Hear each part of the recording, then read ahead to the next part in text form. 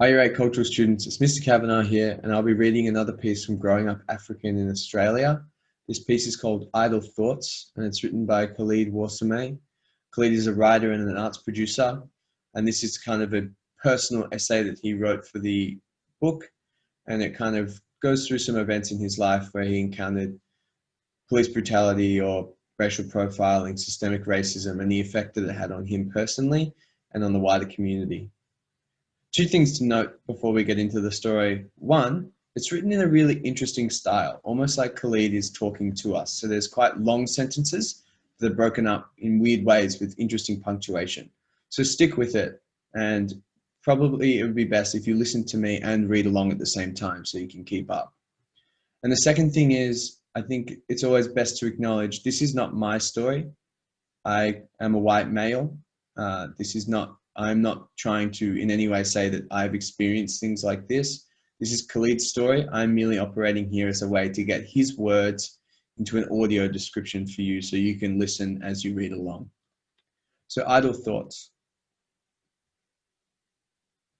So the other day I was telling a white friend of mine an anecdote about this funny thing that happened when I used to work at Big W as a teenager. And in the telling of this story, I made passing mention of this time that I got jumped on my way home from work, which was to me slightly incidental to the main story. But it shocked her, like actually shocked her. And she's like, "I can't believe that happened. Were you okay?" And I replied that, yeah, I was winded a bit and I got a split lip and a couple of bruises and I vomited on the way home. But other than that, I was fine. And then she's like, "Did you at least go to the police?" And I was momentarily thrown by this question, to be honest, because I didn't think that going to the police was ever an option back then or now. I mean, yeah, I guess I could have gone to the cops, and yeah, I knew who those guys were, but I've only ever had three interactions with police all my life. And the first was when I was just a kid and in my uncle's car in Flemington, and police pulled us over, and my uncle got into an argument with this big red faced guy whose name was probably something real broad, like Constable Steve or something. And the second was with this old guy they had at my primary school who taught us African kids life skills that never really stuck. Stuff like obeying traffic signals and riding a bicycle and respecting authority, but who also pronounced Hyundai wrong, like Hyundai instead of Hyundai. And I guess I never really got over that, and, which I suspect is what set me up for a lifetime of minor traffic violations. And the third time was when I was 14 and these two cops wordlessly chucked me in the back of a divvy van because some security guard at Werribee Plaza suspected us of, whatever me and my mates got hauled in. And yeah, I kind of mouthed off to them because they wanted me to empty my pockets, and I had $50 in there that I was really fond of. And yeah, we were kind of skipping school.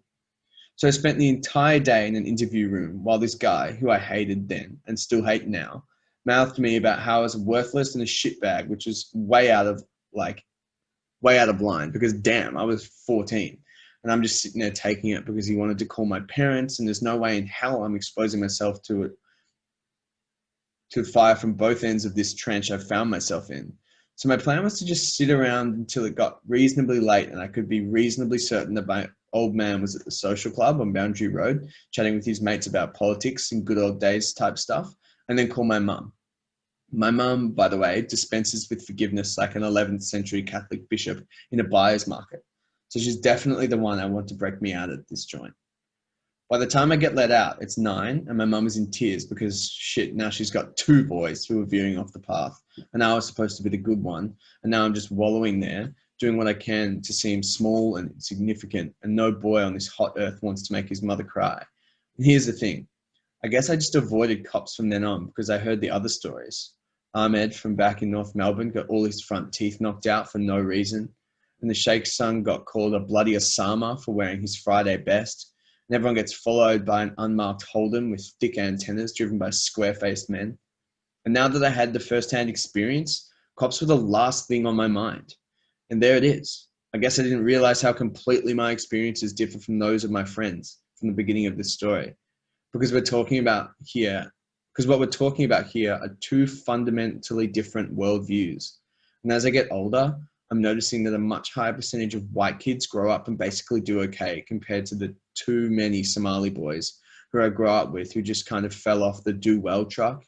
Some are in jail, others are caught in black holes of troubles, but most are just lost. No job, no prospects, and no real idea. And whose fault is it? A lot of folk buy into this sense of self-determination, but they're actually responsible for their own successes in life. It's a complete load of shit, you know. Ask any coloured kid in any city. Ask any Indigenous person, any woman in academia. Ask anyone who isn't straight and white and middle class. There's a system that is invested in the success of some and not of others. You've got to be blind not to notice it. There was this kid we called Qantas who lived over in the Sutton Street flats with his aunt, North Melbourne, late 90s, you get the idea, who showed up at Dugsy's Sunday school one day where we learned to memorize the Quran, not because we wanted to, but because our mothers would slap us across our butts and our macalins would sting us across the palm with a switch if we didn't, which is a really inefficient method of instruction, by the way, because I barely remember any surahs, but I still find myself evaluating the odd branch for its potential as an implement of pedagogy. So Qantas was this new kid, right, who was fresh as the morning sun when he showed up at Dugsy for the first time. And he had that wild, uncombed look about him that we settled school kids, He had that wild, uncombed look about him that we settled school kids really envied at the time. But I know now to be related to the fact that about a third of Somali kids I grew up with who lost their fathers in the war, meaning Qantas probably didn't have a real flash childhood as a result. But kids don't notice that sort of thing at all. And we were just really impressed with his all hours roaming attitude and the fact that he spoke Somali with an untouchable fluency that sprang from his tongue fully formed, and that he had this grave old voice that made him seem older than his visa age, which probably wasn't his real age anyway. So Skinny gave him the name Qantas because that was one of the few English words he knew when we interrogated him about his origins. And he waxed a little too lyrically about his plane journey for us not to wield it against him. And besides, the way he was dressed made it really easy to poke fun at his fobness. Polyester shirt and sarong, called a makawas, and leather sandals, and yeah, a fan of thickly curled hair that sprang out of his head like a crown. He had talents too, though. Talking to him, even for a moment, you could tell this guy was whip smart. You could tell that something up there that was switched on. And he was driven too. Damn near raised himself and had no family to look out for him. Qantas must be in his late 20s now. And the last I heard of the dude, he wasn't doing too well for those symptomatic reasons. He could never really get the hang of school. He could never really get the hang of Australia. And he could never really summit the important peaks of adjustment. If he'd had the right environment, if he'd had a little help getting up on, well, idle thoughts, aren't they?